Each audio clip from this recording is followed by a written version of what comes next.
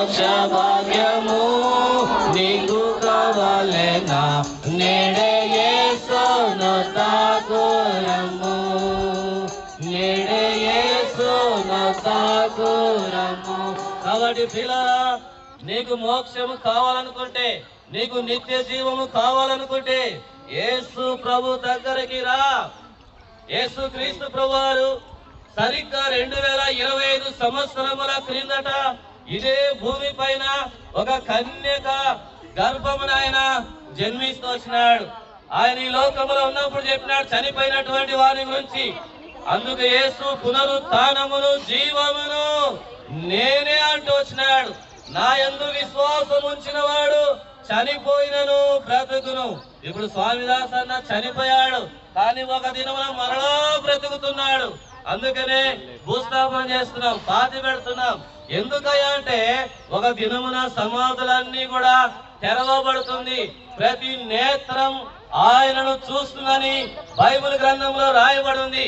ఈ బైబిల్ గ్రంథాన్ని చదవండి, అందరి గురించి బైబిల్లో రాయబడి ఉంది. కాబట్టి యేసు క్రీస్తు ప్రభువారు మన కొరకై ఈ లోకానికి వచ్చాడు, మన కొరకై చనిపోయినాడు, మన కొరకై సమాధి చేయబడ్డాడు, తిరిగి మన కొరకై రాబోతూ ఉంటున్నాడు.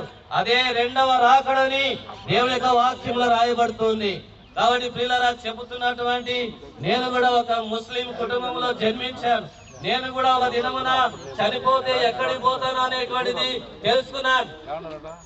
నా స్నేహితుడు చెప్తూ వచ్చినాడు, పాపంలో ఉండి చనిపోతే నీకు నరకం ఉంది, అక్కడ అగ్ని ఆరదు, పురుగు చావదు అని చెప్తూ వచ్చాడు. భయపడ్డాను, చనిపోవాలనుకున్నాను, పాపంలో నిండి ఉన్నాను, శాపంతో నిండి ఉన్నాను. అయితే ఇక్కడ నుంచి విడిపించేది ఎవరు, రక్షించేది ఎవరు, కాపాడేది ఎవరు, మోక్షం ఇచ్చేది ఎవరు, నిత్య జీవం ఇచ్చేది ఎవరు?